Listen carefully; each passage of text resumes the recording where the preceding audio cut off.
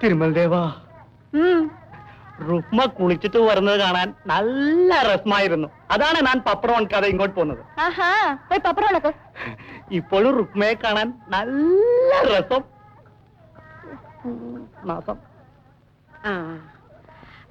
നാരായണ, കമ്മത്തിന്റെ വീട്ടിൽ പോയി ഒരു വെട്ടി ചാണകം കൊണ്ട് തരാവോ? എനിക്ക് വയ്യ. പിന്നെ രുക്മേ, പുരയ്ക്കകം ചാണകം മെഴുകണം. ഒരു വെട്ടി ചാണകം എടുത്തോണ്ട് വാ. ബപ്പമ്മ അപ്പുറത്ത് ചാണകം കൊണ്ട് നിട്ടിട്ടുണ്ടല്ലോ. അത് ഞാൻ റോഡിൽ നിന്ന് പെരുക്കിയതല്ലേ. കാളയുടെ ചാണകവും അതിൽ കാണും. തറ മെഴുകാൻ അത് അശുദ്ധമാ.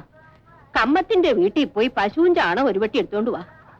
ദേ നാരായണപ്പൈ, ഒരു വെട്ടി ചാണകം എടുത്തോണ്ടെന്ന് തരുമോ? പിന്നെ ഞാൻ ഇപ്പൊ കൊണ്ടുവരാം.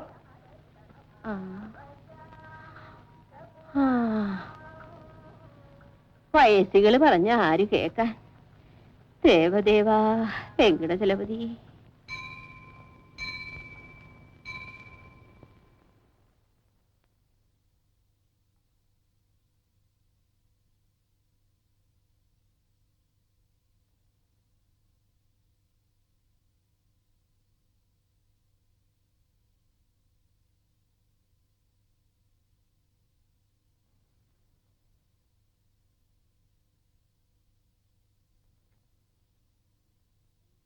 അമ്മേ, എനിക്ക് പപ്പടം. പപ്പടം ഇതേ ഉള്ളു മോളെ. നിനക്ക് യോഗമുണ്ടായിരുന്നെങ്കിൽ പരിപ്പും പപ്പടവും നെയ്യും കൂട്ടി ചോറുണ്ണാമായിരുന്നില്ലേ? നിന്റെയും ചേട്ടത്തിയുടെയും തല കണ്ടതോടെല്ലാം മുടിഞ്ഞില്ലേ? അമ്മ എന്തിന് പെൺകുട്ടികളെ കുറ്റപ്പെടുത്തുന്നു? വീട് ക്ഷയിച്ചതിന് അവരാണോ കുറ്റക്കാര്?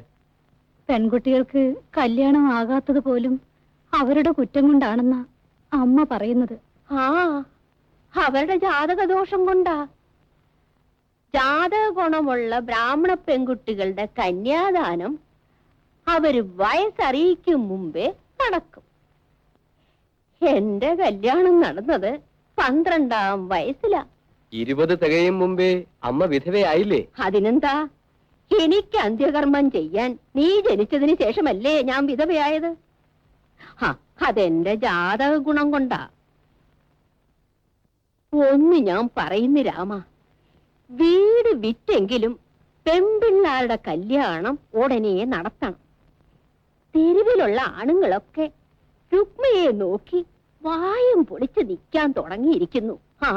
കൃഷ്ണക്കമ്മത്ത് സമുദായ സ്നേഹം വിചാരിച്ച് എനിക്കൊരു പണി തന്നതുകൊണ്ട് കഞ്ഞി കുടിച്ചെങ്കിലും കഴിയുന്നു.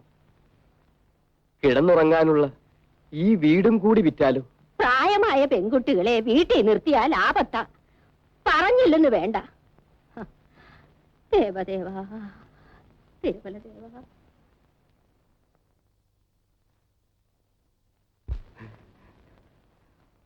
റുക്മ, റുക്മ.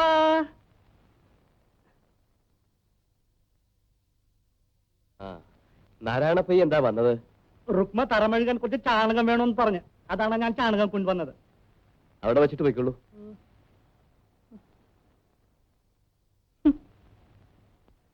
റുക്മ,